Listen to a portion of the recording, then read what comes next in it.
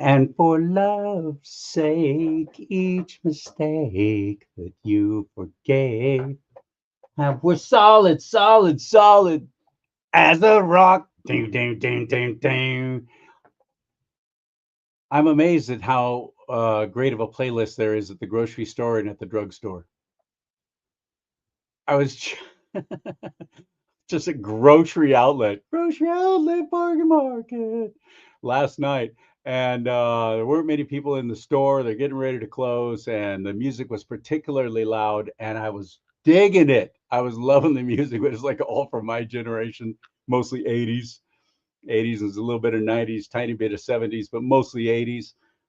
Like, this is fantastic, man. This is the best playlist of all. If grocery outlets started a radio station, I would listen to it. Not only would I listen to it, but I'd try and talk them into letting me be a DJ on there. I'd love to play those all those songs I played when they were brand new when I first started in my career early in radio in Sacramento and San Francisco, California, and some Los Angeles work and all over the state mostly. Did some radio work in Nashville too, and also Salt Lake City. And no, I'm not. Always have to finish with that.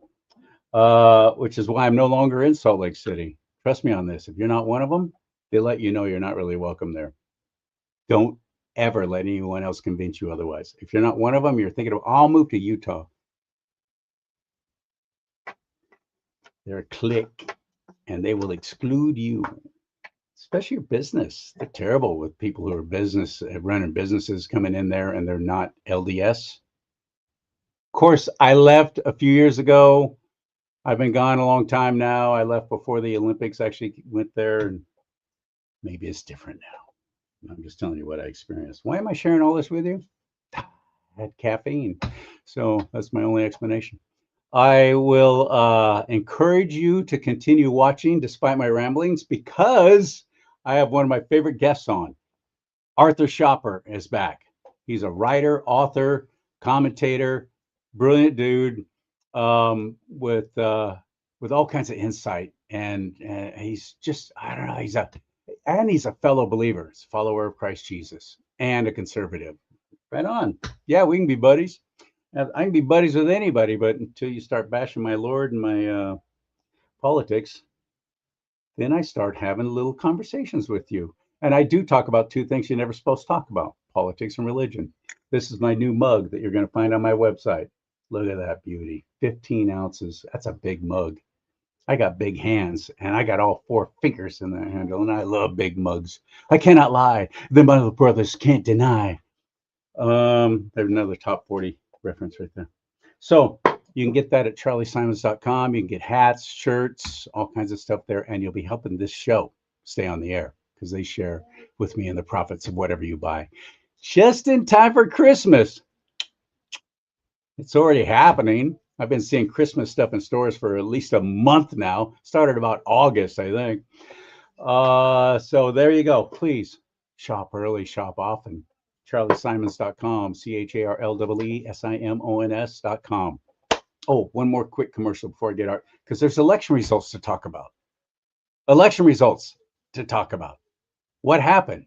New York, New Jersey, Pennsylvania, California, Prop 50. If you haven't heard yet, we're going to be covering all of that. But I want to encourage you also to please go to this website right here. That little QR code will take you right there. It's Nueva Life, Nueva, Spanish for new life, nuevalife.com/Charlie Simons. If you put that into your URL, it will take you automatically to my page and will set you up for a 10% discount on all products. We're talking collagen, we're talking weight loss, we're talking energy, coffee drink, all kinds of great things there. Just go there, and it's all United States of America. USA sourced, USA made, USA period. And I'm all about that. So go to nuevalife.com/Charlie Simons, or just put your phone on that little QR code there. And while you're doing things, one more quick suggestion. I'm getting my ding finger ready because I'm going to ask you to like this show. Ding. When you like this show, it helps break down the algorithms, and share them, please. You're helping the show that way grow as well. And you're the only reason why I do this. You're the only reason. You're the one who shares these things. Facebook deleted all my pages. I got no way to let people know I'm even doing new shows. So you have been. You've been stepping up. It's been exciting to watch shows get like started off. Oh, I was lucky if I broke 100 views on shows when I first started. Now it's like 1,000, 2,000. One got 121,000. So that's been exciting. Arthur Schaper on Do Not Talk. Let's talk about election results right now. Are you ready? Hit it.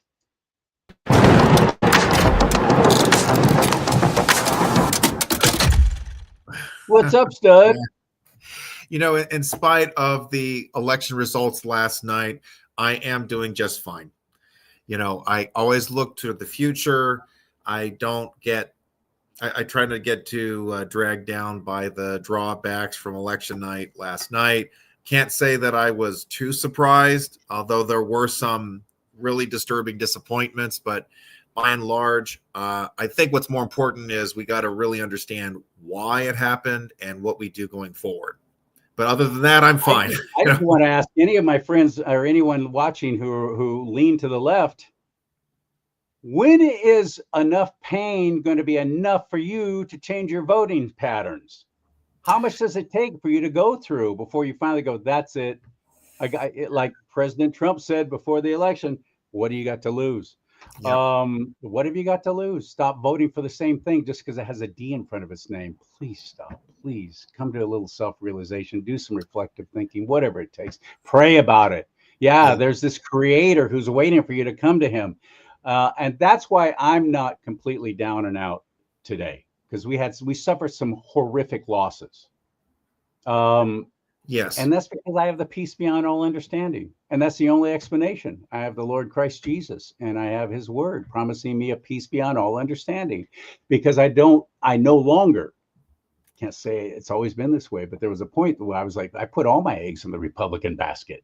Oh yeah, we'll save everything. We got the right ideas. Well, people will wake up and they'll realize this is a better way.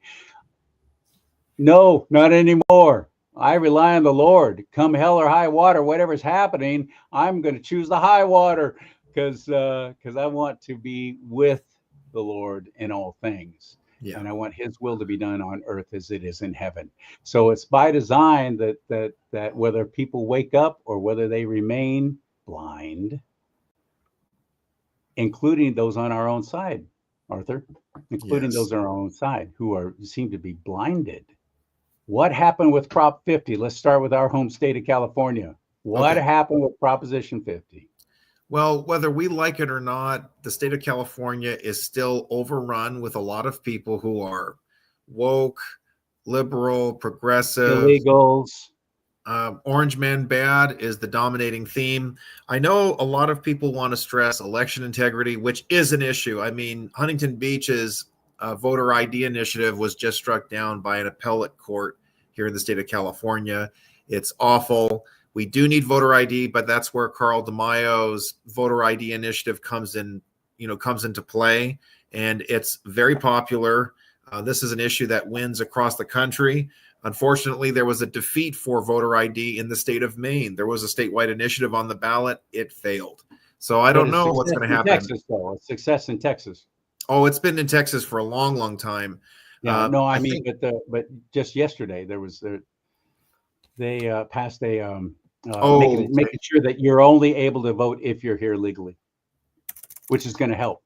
California would never do that because they padded the ballot box with all the illegals who they are fairly confident or 99.9% are going to vote for the left to keep those freebies coming, even if the left stands against everything that their own faith and religion is against. It's the oddest thing to me, but it's about integrity.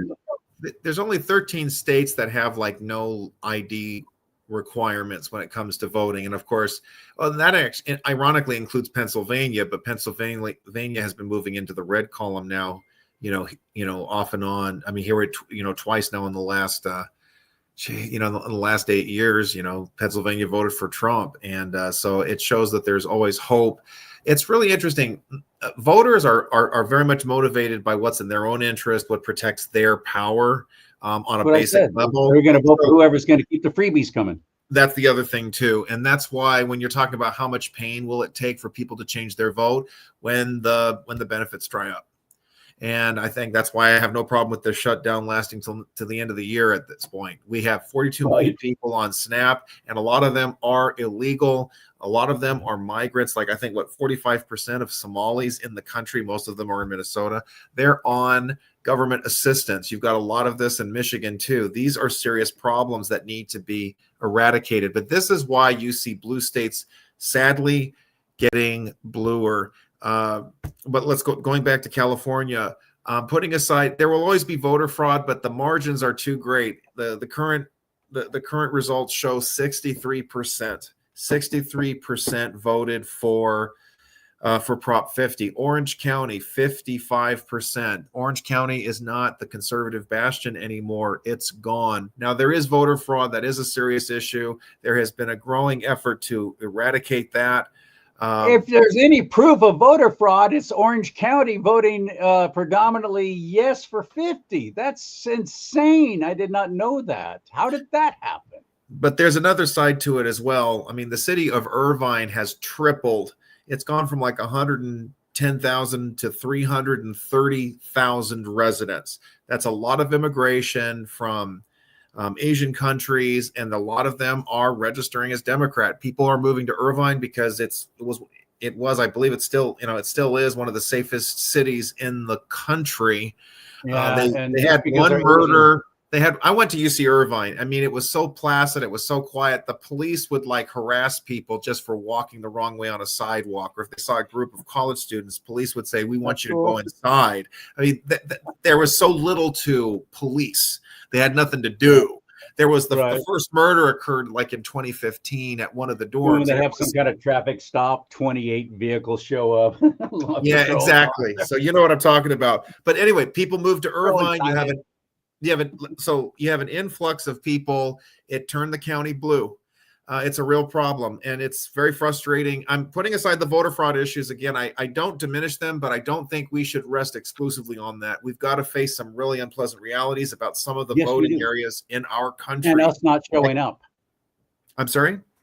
And us not showing up. And us not showing up. See, this is the other thing too. I wrote about this in my latest article for American Thinker.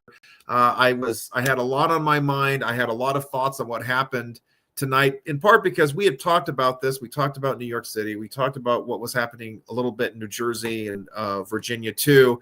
And all of it kind of crystallized. I was able to put something together last night, and American Thinker took it this morning. So you can visit. I'm at the top of the website on americanthinker.com. Very grateful for their promotion of my work.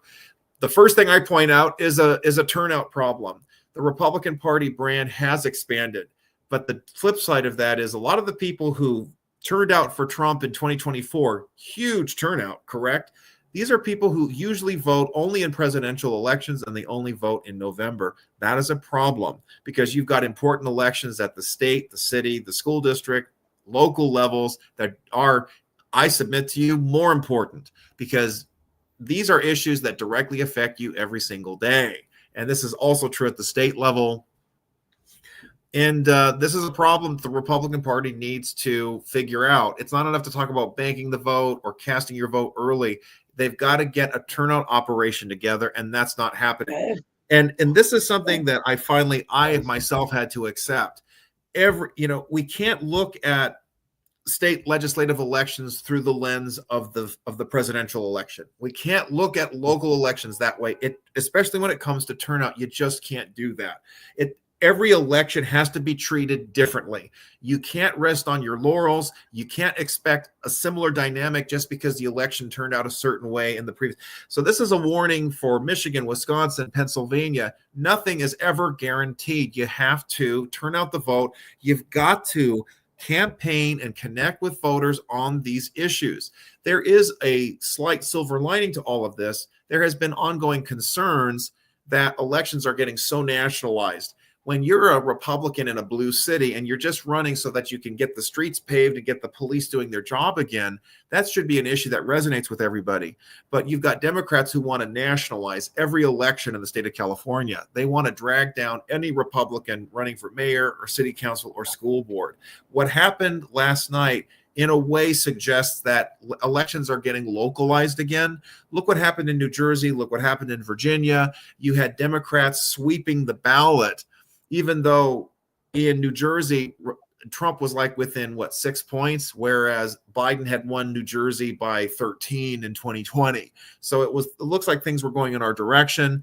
But what was at stake with the federal election? Open borders, massive inflation, the incompetence of Joe Biden, all of this, and plus the fact that the Democrat Party rammed down a coronation candidate with Kamala Harris.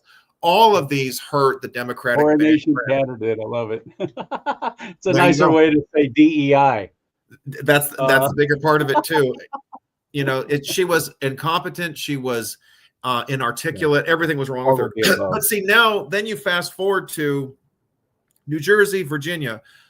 Okay, well, let me wrap up with Prop 50. There's so much to talk about. I know. So we have to accept the fact that we've got a lot of wokesters in California. It's not Reagan's California. It's not Nixon's California. And we have a Republican Party that just doesn't want to accept this. They just want to hide behind, well, the demographics are changing. No, you're not doing your job. Kevin McCarthy was supposed to put forward multi-million dollars to help prop up the No on 50 campaign. He didn't do it. He was a no-show. Arnold Schwarzenegger, that guy can only do so much. He's one guy. He doesn't have a pack onto his own, and he has a diverse reputation. I mean, you've got a lot. Yeah, I was just going to say diverse reputation. He nice always way. puts it much more diplomatically than I do. This is a guy. He governed ultimately as a rhino, especially towards the latter part of his tenure as governor, and he hates Trump. But the thing is, though, that it was when Schwarzenegger. And he hates freedom. Screw your freedom. Sorry. There you go. Exactly. Shame on him for that. But Schwarzenegger, when he was the face of No on 50, it was polling well. But they ultimately made it about Trump. The Democrats, everybody made it about Trump. Every major Democrat power player. There was a advertisement I was frequently seeing on YouTube. You had Gavin Newsom. You had Elizabeth Warren, Jasmine Crockett, Barack Obama. They all campaigned for 50. There were no Republicans. There was no effort from outside of the state or any of the top leadership going on TV or making commercials saying, don't do this. And most of the No on 50 campaign was grassroots stuff. Yes, it was. The signs were grassroots. People had to make their own signs. David Hernandez, he's the vice chair of the state party representing Los Angeles County, and he said the cavalry is not coming. It is up to us. Well, you know what? There isn't enough of us. This is a hard pill to swallow, but it just isn't there. And we're talking about an initiative election in an off year. And the fact is, whether we like it or not, over $300 million. I'm sorry? That cost us over $300 million. Yes, it sure did. All this talk about it having minimal impact or cost on us is a total lie. That, to me, is an actionable charge. That's one reason alone to sue in court to overturn this thing. But at any rate, we were outgunned, outnumbered. Republicans are not voting in the state of California, and the Republican Party isn't doing anything about it. This is something that this is a real shock to the system. We've got people like Larry Schweikert on X, and he's a historian, academic, a pundit. He wrote about Trump's first election win in 2016, along with Breitbart News writer Joe Pollak. They love talking about how voter registration is changing. In New Mexico, in New Jersey, there's more people registering as Republicans. It doesn't matter if they don't vote. If they don't show up. This is a real problem. So this goes to the next issue. Why is it that Republicans are not showing up? Well, you have to get the word out to people. We're not seeing that in the state of California. We've not seen that in a lot of places. So that's an issue. I want to get to the silver lining before I forget this. The very day, well, here it is, the next day, today, you had Harmeet Dillon and you had Mark Moiser. They filed a lawsuit in federal court. They are going after Prop 50, pointing out that it illegally created racialized districts, trying to create more majority Latino districts. This is not done yet. I talked about this. I want to give myself a little pat on the back here. I said, even if this were to pass, there are so many legal problems with the nobody, it's how did Bismarck always said, lawmaking is like sausage making. You don't want to know the details. And that's how corrupt and imprecise this whole process was to force Prop 50 onto the voters. I think they violated the 72-hour rule. They waived a bunch of rules they shouldn't have done. There wasn't proper notification to the public. There was a repeat question asked by many California lawmakers. They asked, who drew the maps? Who drew the maps? We needed to know that, and they would not tell us. We don't know until today. It was Paul Mitchell, a Democrat operative, who designed the maps. We're hearing this after the fact. Right away, we've got a problem. And this is in complete contravention of the initiative or the constitutional amendment we all voted for. I think it was in 2008. So there are huge legal problems here. There's a federal lawsuit that's already been filed. Previous lawsuits have been dismissed. Harmeet Dillon is a crackerjack attorney. She works for the Department of Justice. She is the head of the Civil Rights Division. She has won numerous cases already. She is a superb attorney, an excellent advocate. This is a case that you know will have legs. And guess what? No matter what the final ruling will be, the key point is an injunction that the new maps cannot be used while the case is in litigation. They are that's what I was going to say. I mean, as you well know, 99% of every Democrat seems to be their attorneys, and they know how to drag stuff out. So all they need to do is have it cover the 2026 election, if nothing else, and they'll be happy. But they're going to drag this out as long as possible. But the injunction is a different story, isn't it? But there's still so many swampy judges in California. You know what? I am more optimistic. The Ninth Circuit is getting more conservative. President Trump just appointed a conservative justice to the First Circuit, which was completely resistant to Trump appointees. He didn't have an opportunity to appoint even one. I know that's the New England Circuit, but my point is he is still reshaping the judiciary. He was able to start a lot sooner this time because the Senate hit the ground running. There are more conservatives on the Ninth Circuit, but regardless, I can't see how an injunction would not be permitted, because this is an extremely broad, disruptive change, and there are serious legal problems that do have to be litigated.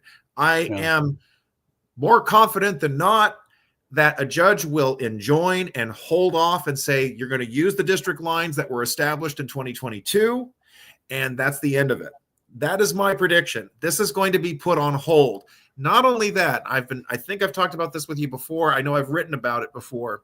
There was a seminal case regarding the Voting Rights Act that was recently litigated. It was Louisiana versus Calais. This was about 2 months ago, where the majority, the 6-3 conservative majority, was clearly indicating they were going to strike down Section 2, which would put an end to suing states if they don't create enough majority-minority congressional seats.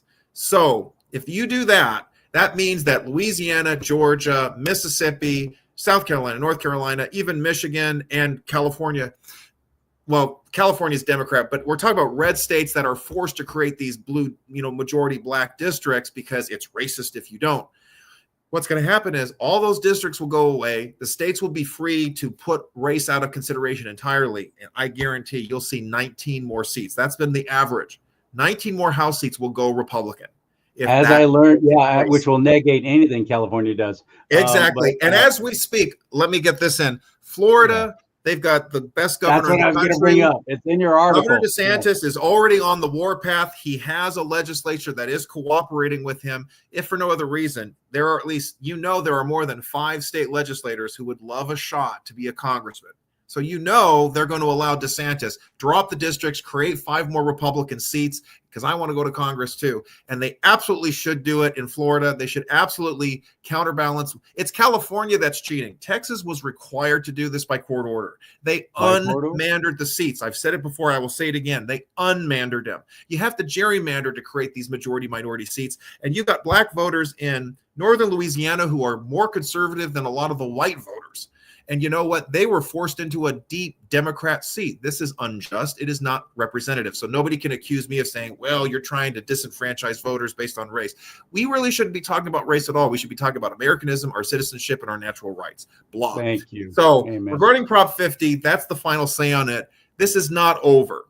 And you know what? It's so sad and cynical, but Governor Newsom, the only reason ultimately he did this was to prop up his presidential option, his presidential campaign. That's the To only look like a reason. It didn't badass. matter if it And then, no, lost. He could yeah. have said, look, I tried to fight, but I didn't have any support. He could have spent it any way he wanted to because he's good at that. He is dollar store Patrick Bateman. And this is what it's all about. Yet there's poll after poll which shows even if they voted by broad majorities for Prop 50, they don't want Newsom to be the next president. So even then, it's going to shoot himself in the foot. This has set up a chain reaction. Ohio just did their redistricting. They've added 2 Republican seats. So that's helped them. There's a current map. It suggests that there are 212 solid Republican House seats going into 26. They only need to win 6. There's 2 that are up for grabs in Arizona, 1 in Iowa, 1 in Wisconsin, 1 in Michigan, 1 in Maine. Maine second, I think that a Republican will win that seat. That's 6. So they'll have 218 again. So it's not over as far as the country is concerned, as far as the Trump agenda is concerned. But we do have to prepare for some somber realities in California. We've got a lot of wokeness. People have not suffered enough. That's just the way it is. I talked about this. After seeing the results for Prop 50, I guess I have to have a somber take. I guess we're not going to get the governor's seat next year. I hate saying it, but we're going to have to rely on a proper president and a proper federal government that is going to go to great lengths to protect our borders, to protect our rights, and to protect the people. And I think that is more promising. Let me go from California. I'd like to talk about Virginia, New Jersey, and New York State. Definitely New York. Yeah, I got some thoughts on that. All right, but before we move out of let me get California, the less contentious ones out of the way because New York City, I think, is really important. Okay, Virginia. Now, I actually wrote about Winsome Sears. I said that she did have a chance, but she had to really get her messaging down and focus on issues in the state. And damn it, she didn't do that. This lady, she ran the 1990s Republican establishment program. I'm black. I'm a woman. I'm an immigrant. You should vote for me just because I'm a Republican too. That doesn't cut it. Nobody cares on the right. We're past that. President Trump is blowing out all the DEI nonsense. We're not interested anymore. Nobody gives a crap. And independents in Virginia don't care either. They care about their kids being safe at schools. They care about the crime rates going down. They care about inflation. They care about these bread and butter issues. And she did not speak to those. She didn't speak to them in any convincing way whatsoever. And keep in mind, Virginia, this is another reason I don't want to get caught up too much in election integrity issues, because even in blue states, they're forced by DOJ or by court order or by local initiative to get rid of the voters who shouldn't be there. You're seeing even Virginia does have election integrity measures. They do have voter ID, for example. So we can't keep hiding behind election fraud or voter fraud only. The fact is that Winsome Sears, she ran on she rode a wave. Glenn Youngkin was the real hero in 2021. He stepped on he hit on the issue, parental rights.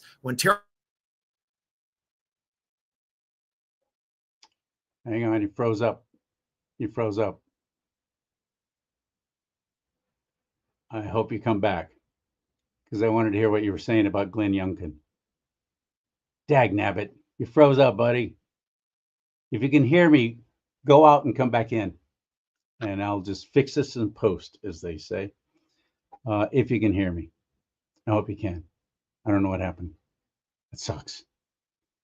Everyone watching live right now, thank you for your patience. I appreciate it. Please stick with us. Let's see if we can get this remedied. I'll try it. I'll remove you from. Let's bring you back in. Dang it. Come on. Okay, he went out. Now he'll come back in. Son of a gun. We were on a roll. It's time to go solo. Another top 40 music reference. Ice Ice Baby. I got to interview him, by the way, Vanilla Ice, one time. He was totally cool. Cool dude. Smart dude.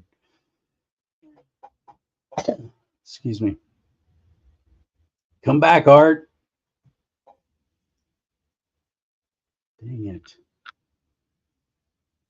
I'm going to text him right now.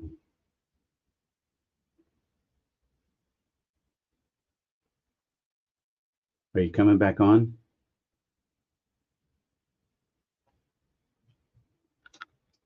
voice to text. And if you're like me, you experience problems with that all the time. I'm always having to go. One time I sent a text out to somebody that had the F word in it. I never said anything that even came close to sounding like the F word, but voice to text put it in there and I didn't catch it. I didn't proofread before I hit send. Working on it right now. Okay, yeah, that must be something. Roger that. Roger that. We're standing by. I hope you stay. Don't go away. This is important talk.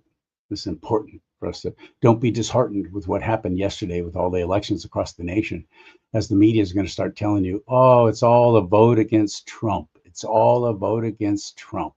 Well, these are diehard, stuck in the 1960s goofball hippies running these different states and including California.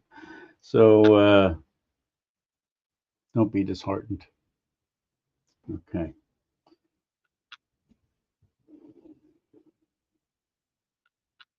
I'm getting a message from him right now. Something happened to my internet connection, so it's so weird. So I'm restarting my computer. He's really cooking, so we know there are enemies out there who don't want me to be heard. This is a text I just got from Arthur. Amen. Amen. More voice to text.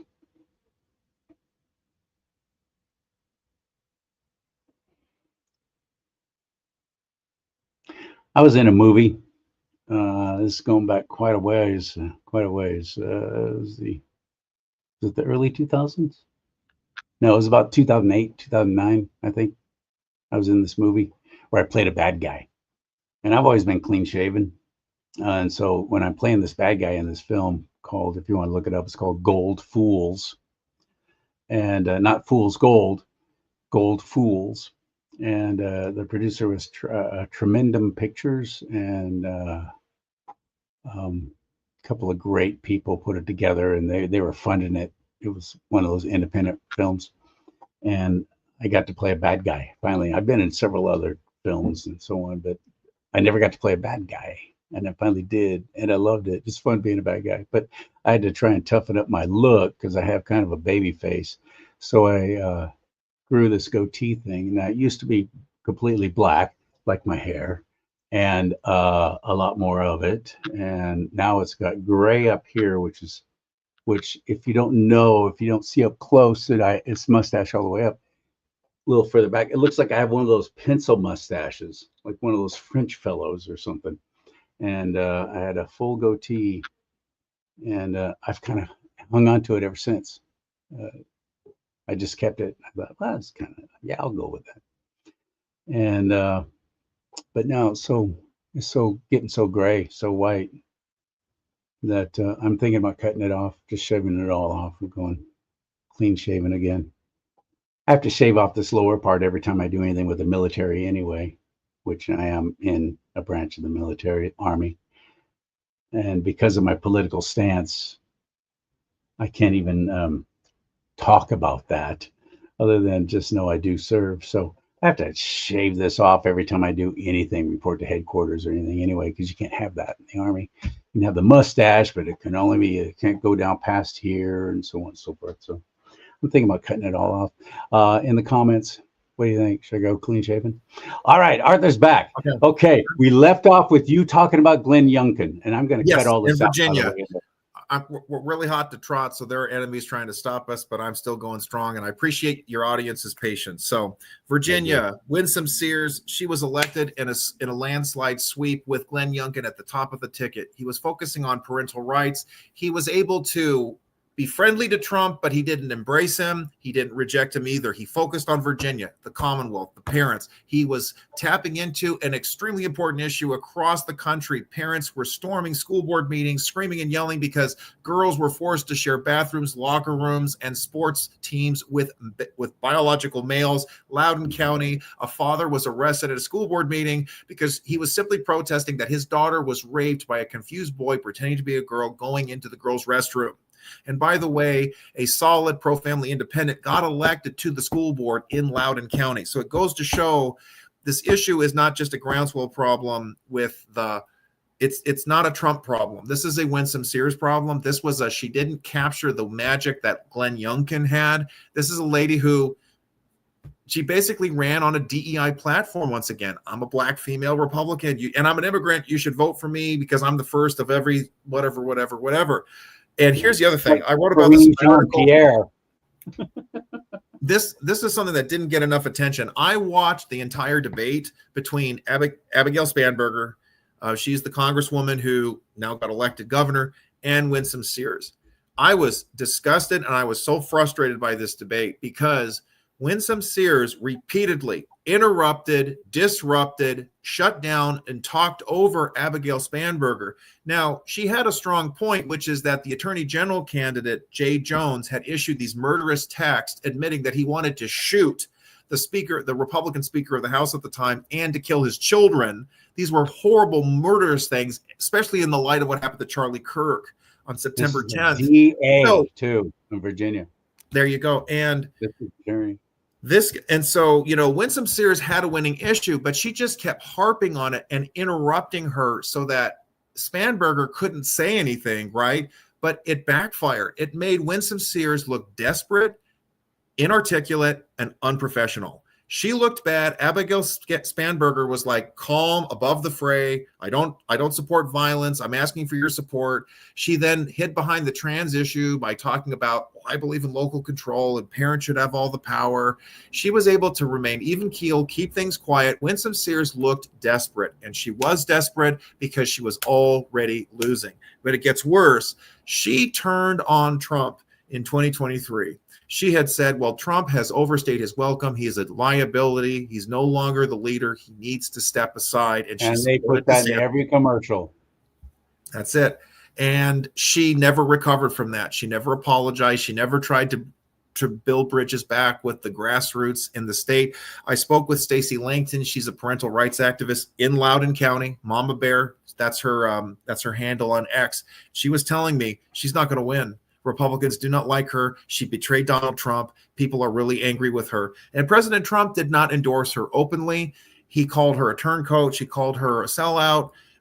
She did, he didn't marshal for her. And so she didn't make it. What really disgusts me, going back to the Attorney General, Jason Miyares is an excellent Attorney General. He was an effective advocate, a law enforcement officer. He went after election issues. He protected parents. He sued schools that were allowing these perverted boys to hurt girls in the bathrooms and the locker rooms. He was excellent.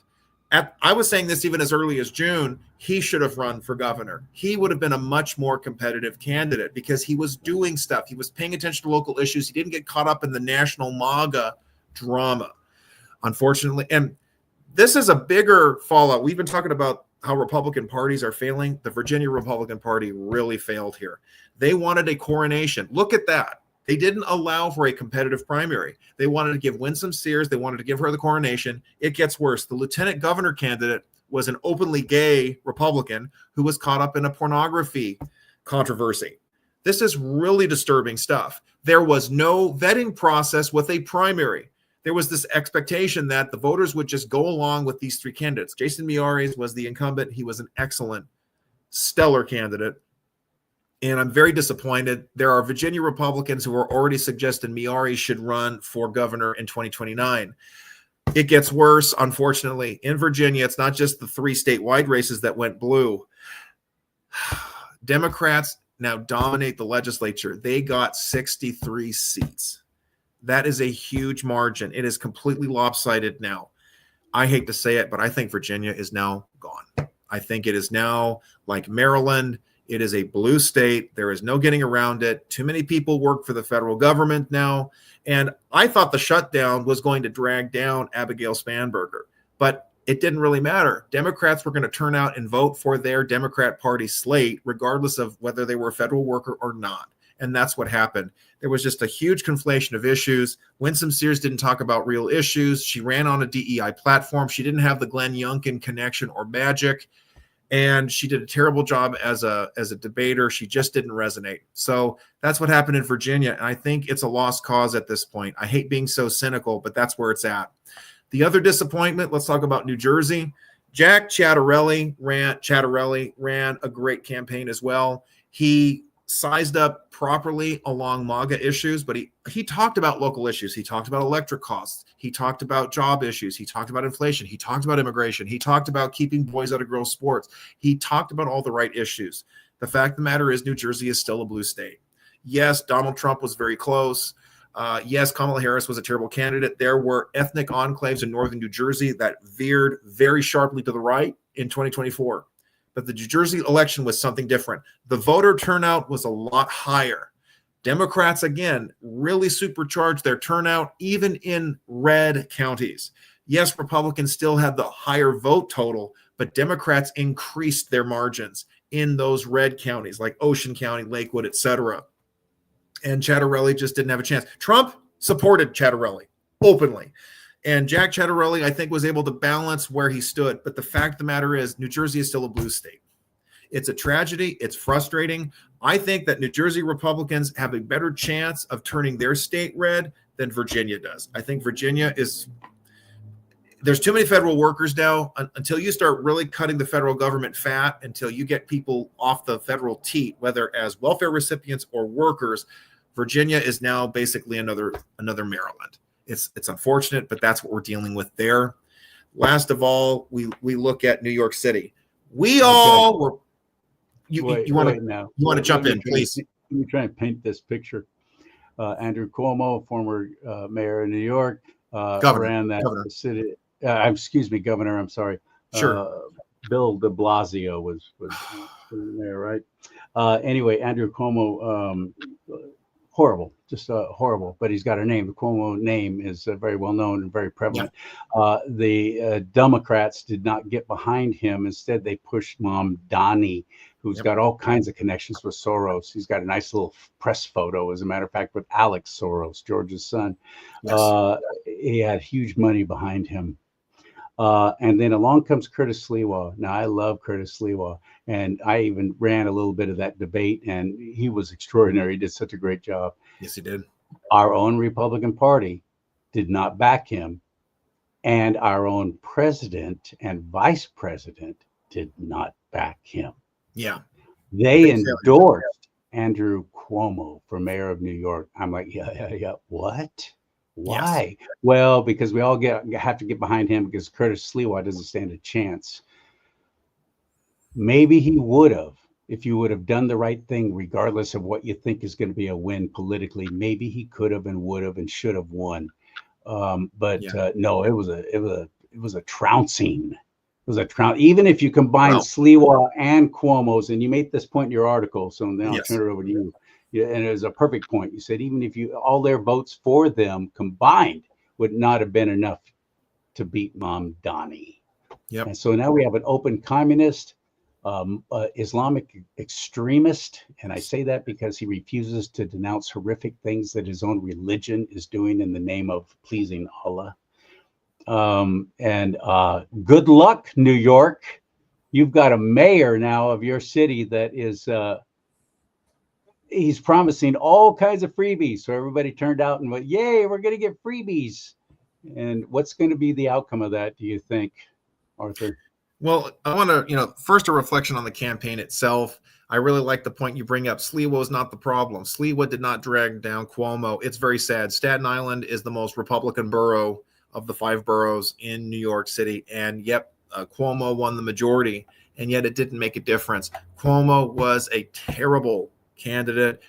He had a terrible record as governor. This is a routine practice I shared with you in our last His own party said no, they wouldn't endorse him as running for mayor, so he went independent. That's because he right. thought He lost the everybody primary. loves me. He lost the primary. Democratic voters said we want the communist, socialist, Muslim extremist to be the Yes. Democratic standard bearer. Now there are cynical appraisals. We can look at people who just want to destroy America, and that's why they propped him up. But if you look at voters who are just not thinking beyond their own self-interest or who are thinking in terms of identity politics, they saw Cuomo as worse than damaged goods. He was a sexual predator to them, no matter what the status of the final court case or investigation. It doesn't matter. He was accused of it. He was facing impeachment, and he resigned as governor. He was a disgraced politician, to say the least. Yes, Cuomo is a big family name. His father served as governor, but his father was thrown out of office in 1994. A Republican beat him at the time. So Cuomo was damaged goods from day one. The arrogance of this guy stepping into the New York city mayor's race, thinking that, well, I'm not the communist, so you got to vote for me or you're going to get the communist. People don't think that way. People do not like being pushed into that. You got to choose me because I'm the better of the two. Voters do not think that way. They are driven by emotion, identity, or character, or even policies. And I said this Who's giving them before. freebies? Or give me those freebies. And that's exactly what it came down to. There was a liberal New Yorker who was questioned by a conservative podcaster in New York City. And the question was, are you going to vote for Cuomo or Mamdani? And it really came down to this. Am I going to vote for the criminal, or am I going to vote for the guy who promises me a Lamborghini? So obviously they're going to go for the guy who says, I'm going to give you a Lamborghini. That's exactly what it came down to. Gimme, free stuffs, free bus, free school, free pre-K. We're going to have groceries, government-run grocery stores. Gimme, give. This is Bernie Sanders, but not a lot younger and a lot more photogenic and a lot more articulate, and not afraid to say globalize the intifada and not apologize for it. What is really striking, too, is you had 30% of the Jewish population in New York City. This is the largest concentration of Jewish voters is in New York City, and they voted for the jihadi. It's crazy. They might as well have voted for Hitler. There, I said it. We can do this on Rumble. We can't do this on YouTube, but there it is. You can't say the mustache guy. But that's what it amounts to. They voted for a guy who is totally okay with globalize the intifada, which is basically internationalized Nazism. That's what it amounts to. It is a sad, decrepit moral collapse. This goes back to Ben Shapiro's observation in 2015. A lot of Jewish voters are not religious. They don't even care about their Jewish identity. They're driven by a leftist agenda. This is true, sadly, for a lot of ethnic groups, and that's what's happening. And that's why you'll have self-loathing white people who want to open up the border and bring in a lot of anti-European or anti-white, certainly anti-American militancy into the country. They have no problem in embracing Islamic jihad coming into their neighborhoods, because there is such a hatred of the West. There's such a hatred of self. There's such a hatred of, West, the Christian ethic, the Judeo-Christian heritage. There is just such a vile self-loathing, all of it propagated by cultural Marxism, that they are so addicted to. And it was on full display in the New York City general election. They voted for it. They deserve what they get. The New York Post tried to find a silver lining or put a better face on this whole thing. Mamdani did not get a mandate. He barely got 50%, which is pretty low for a winning candidate running for mayor. I mean, I think Eric Adams got like 70% of the vote in 2021 that was a pretty close. The primary was close. The general election was not even no contest. Sliwa ran then, and he got like 20% of the vote versus Eric Adams. But this time around, it was 50% plus one to Mamdani. It was 40%, 41% for Cuomo, and then 7% for Sliwa. Once again, Sliwa didn't do anything wrong. But this is also a problem with the Republican Party of New York City and New York State. No stronger, broader appeal Republican bothered to run. There you go. So you're going to get a perennial candidate like Sliwa, who is a grassroots activist, cares about people, but didn't have a machine, didn't have an organization, didn't have much of a profile. And in fact, of course he's controversial. He's a guardian angel. He went after criminals. He started fights with people, and Donald Trump didn't like him. And you know what? This is not good from Donald Trump that he endorsed Cuomo. I'm very disappointed in him for that. And we should, we have to have that freedom to criticize our leaders. This was a mistake. He should have kept his mouth shut. But Cuomo made a point, and I think just as there's a silver lining with Prop 50, the federal courts are stepping in. I think Cuomo's warning will be accurate. President Trump is going to have to step in personally. This is the largest, most populous city in the country. The mayor cannot just blatantly defy federal law and allow illegals to come into the country and defy federal authorities. There's going to be a lot of money cut. There's going to be a lot of fallout. That's what I predict happening. Now, some of the people I've spoken to have said, well, Mamdani's at the top of the ticket. He's now the face of the Democratic Party. But you know what? You see a lot of socialist candidates running around the country, and this is going to prop up socialism, and communists are going to start winning elections. I disagree. And the reason why is this. Minneapolis and Seattle. Minneapolis had a Mamdani clone, Omar Fateh, a Somali immigrant running against Jacob Fry. Fry is terrible. In Minneapolis, the one good thing he had is he didn't support defunding the police, because Minneapolis is a total hellhole when it comes to crime rates. He was elected to a third term, even though the Hennepin County Democratic Party initially endorsed Fateh. They endorsed the challenger, which is unprecedented for a political party to endorse a challenger over an incumbent, and yet he was able to get that scrapped. Jacob Fry just won re-election. In Seattle, Washington, there is Brian Harrell. He's half Japanese, half black. He got elected on a more pro-law enforcement agenda. He's still a leftist. He still has problems. I don't like the guy. Eric Adams was better than this guy in Seattle. Yet he was facing a challenge also from the left. Katie Wilson, I believe is her name. She is losing right now. They're still counting ballots in Seattle. Seattle still has issues. But the communists didn't win in Seattle. The communists didn't win in Minneapolis. I do predict if you put Mamdani in front of every Democrat running in a purple to light blue and even a light red district that is competitive across this country, you're going to see Republicans being able to pull up their chances. I do predict, I'm not giving this up, I am clear-eyed looking at the terrible results of 2025.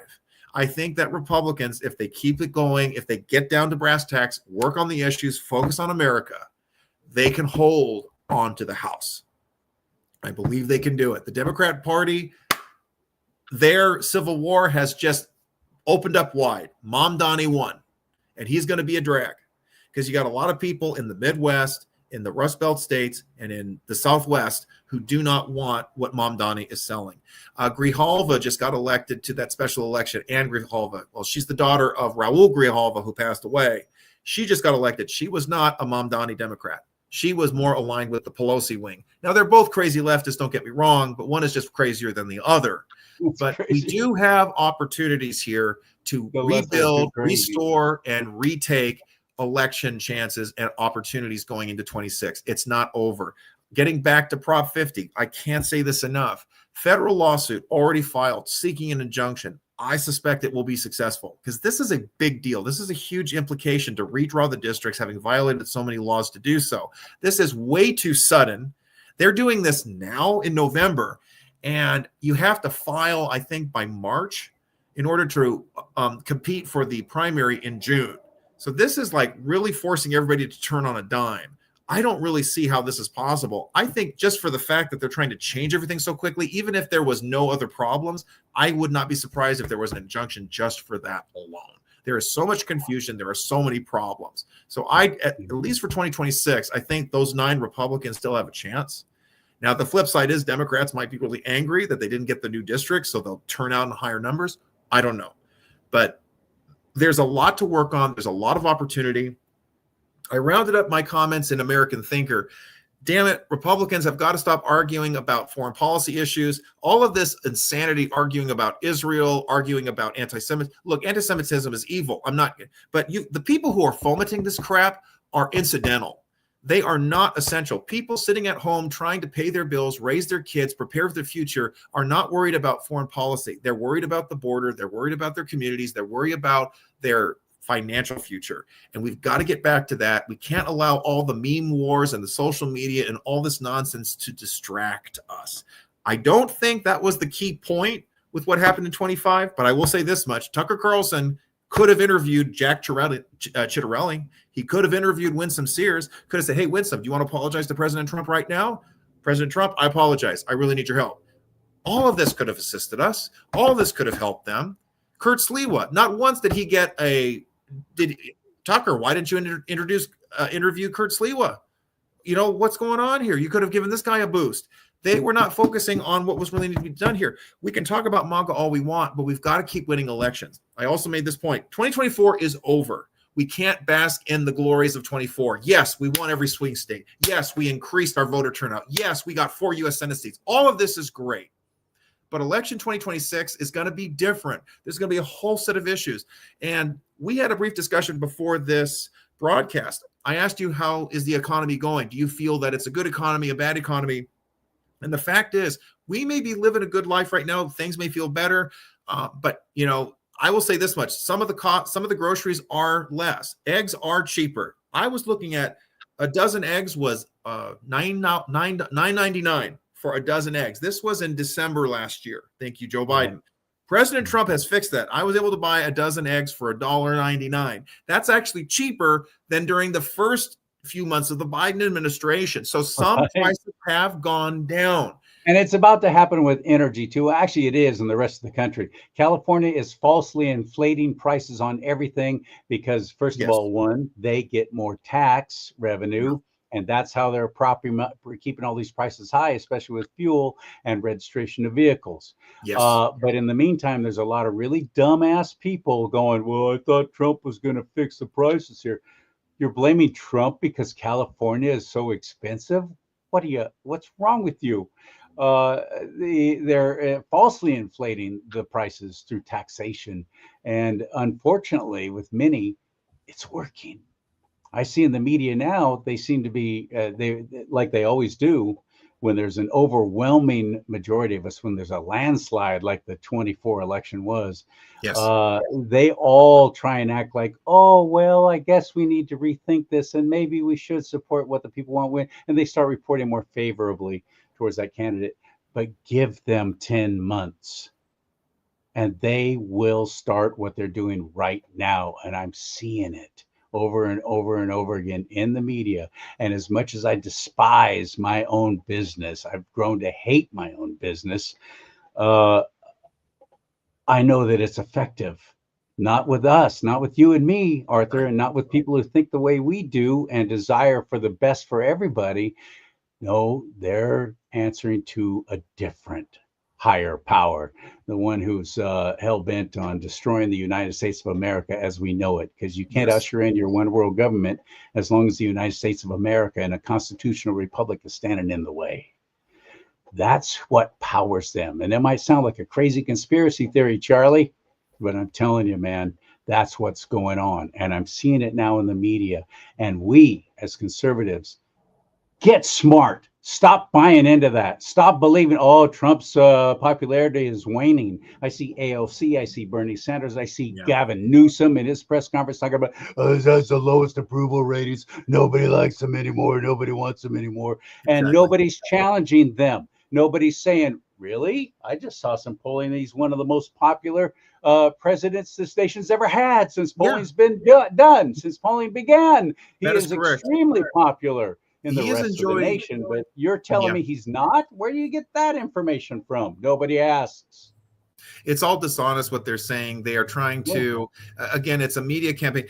It's a whole smear campaign. It isn't working. President Trump, I do agree. I think Dr. Steve Turley talked about this briefly today as well. We're getting way too caught up in foreign policy. I'm glad that President Trump has brokered all of these deals around the world, but how is it helping us?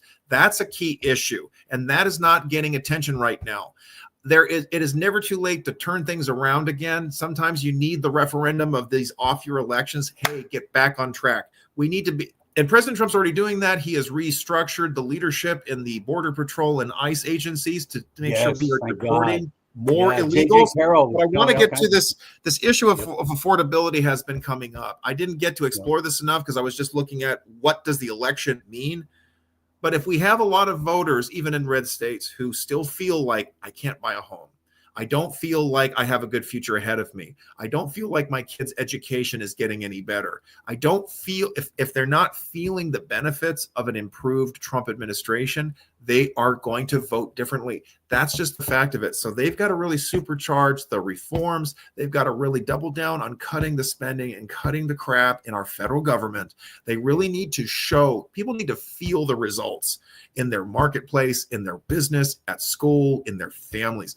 And if that isn't happening, they won't turn out and vote. I can't stress this enough. 2026 is not going to be 2024. We can't live in the past. Look at how well we did. We won all the swing states. Everything can turn on a dime. Yep. And polling, it may give the impression that things are looking good, but it doesn't mean it will be that way. The only poll that matters is the ballot that is cast. And that's what really matters. I don't think we should. The other point I want to make is that every Democrat, every leftist is going to look at this and go, look at this. It's a resurgent for the Democrat Party. This is a short-lived victory for them. This is a brief sugar high. This is like a brief respite. Because the fact is, we're talking about New York City, which was a Democrat hellhole to begin with. We're talking about Virginia, that votes 10 degrees more to the left than the rest of the country now. We're talking about New Jersey, which has been a historically Democratic state. These are the issues, plus the fact that we had candidates who had issues, plus the fact that there wasn't a proper vetting process. And here's the other thing, Republicans, conservatives, MAGA, whatever term you want to use, we have to have a serious discussion and a serious mission. What is the GOP going to look like? Steve Bannon needs to shut up. I don't want to hear about this. Trump's going to run for a third term. This is silly. It is unproductive. It's lazy. I agree. He doesn't want to. Talk about firing up the left to show up in droves and to cheat however possible. Yeah, because it's like we condemn cheating, and now Sloppy Steve is saying, well, we're going to cheat too because we're going to let him run a third term. No, thank you. God bless Donald Trump. He's vastly improved over the first term. The first term was pretty good. Don't get me wrong. The second term is even better. He's not running again, folks. Somebody has to pick up the pieces and take up the mantle. If it's going to be J.D. Vance, he better have a way to cut his own brand and be able to win over those same coalition of voters. And we got to talk about winning suburban voters again. That is still an issue. Georgia, whoa, we got to worry about Georgia right now. Some Democrats picked up the public safety or a public commission. There was a public commission. It was an election commission or something. Republicans still control that board, but it's now 3-2 instead of 5-0. Pay attention, folks. North Carolina still has a Democrat governor. They elected another one. You've got to be precise, focusing on issues, not being crazy, focusing on real problems. It can't just be MAGA, MAGA, MAGA, because not everybody is MAGA. And it doesn't mean they hate Trump. They voted for Trump, but they're not wearing a MAGA hat every day. You got to focus on what are they caring about. And don't alienate MAGA. Don't alienate Trump. Obviously, look at Winsome Sears. But there has to be a real vetting process. As far as California is concerned, I think it's just people haven't hurt enough. It's unfortunate. We're going to have to rely on outside assistance from a strong federal government or a more conservative federal government and a great judiciary. Thank God for the Supreme Court. But, we'll see what happens. I think Virginia is gone. That's unfortunate. But here's the flip side. President Trump got elected with all swing states. He didn't get New Jersey or Virginia. Doesn't matter. Didn't have to win them. We don't have to worry about it for now. But we do have to hope that in Wisconsin, Michigan, Pennsylvania, another disappointment, very briefly, there were 3 Supreme Court justices up for election, 3 Democrats. They had a chance to stop them. The voters didn't get it done. So this is still an issue. We got to turn up that, off your election vote. But look, Pennsylvania did poorly. Here's the other thing I wanted to talk to, that silver lining returning. 2022 was devastating. We expected a huge red wave, and it didn't happen. Okay, so 2025, we saw a blue wave. But look, great things happened at the next election. Sometimes we need a kick in the shins like this to really get us to wake up and focus again. And we've got better people in the RNC. Donald Trump is still an effective legislator. He's still an effective leader, I think the U.S. Senate is in good standing. They have held their ground on this shutdown. The different set of issues will be on the ballot in 26 that we can still win on. All is not lost. Blue states got bluer. It's unfortunate. Let them suffer. And let's keep our eye on the prize for the long term. There's a lot of opportunity here. We shouldn't get too depressed, or we shouldn't throw up our hands and quit. Let them suffer. I'm glad you said that, because that's how I'm feeling about New York for sure. Yeah. Thank you, my friend. Always enjoy talking with you. And where do we find you? Tell us about your blog spot. Oh, brother. Especially. There's lots of things. I have my own blog spot, aschaper1.blogspot.com, ASCHAPER ashot1.blogspot.com. I write for Town Hall. I write for American Greatness. American Thinker, thank you again to the editors for putting my article right at the top. They took it right away. So grateful. Canada Free Press, they even published my stuff, even in Canada. And I still working for Mass Resistance. We're still kicking butt, fighting LGBT perversion. And I'm having a great time doing it all. That is important work too. Massresistance.org. Massresistance.org. Look it up and look what they are doing and get involved. That's the best thing you can do is get involved and support people like Arthur, support people like me doing this show. As we're going to keep fighting the good fight with or without your support, I have to say, just because this is what we're driven with. This is our ministry. But if you could get involved and get behind it, that would be a huge help. Thank you, Arthur. Talk to you soon, my friend. I always love talking to him. It's always a kick. The best thing I can do is just wind him up and get out of the way. But I always have to interject because I'm a loudmouth that way. May God bless you and keep you. May God bless America. But most importantly, America bless God.